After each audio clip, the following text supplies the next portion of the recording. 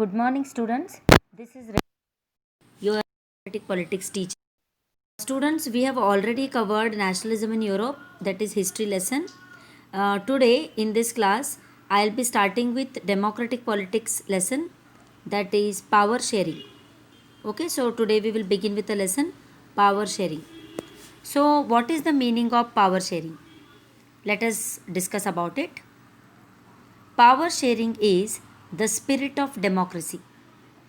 It is the distribution of powers or subjects among the different organs of the government like legislature, executive and judiciary.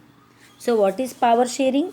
It is nothing but distribution of power or subjects among different organs of the government. You all know that government has three organs: legislature, executive and judiciary.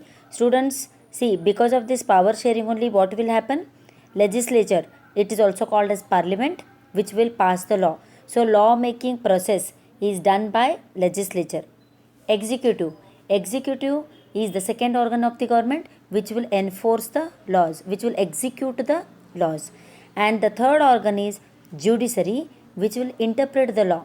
So how systematically the power is divided between these organs? Imagine if the power is concentrated in one hand, then or one organ, then what will happen is there will be delay in the work, delay in the decision making, and sometimes it will lead to dictatorship. As ours is a democratic country, this power sharing is very much required. And in the same manner, power is also shared between the different levels of the government.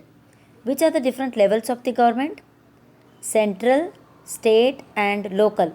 So you have studied all this in your primary classes, as well as in 7th and 8th standard you have studied. Okay, see, we have central government, we have state government and we have local government. So how power is divided among these levels? Some decisions are purely taken by the central government. Some decisions are taken by the state government according to the need of the people residing in the state.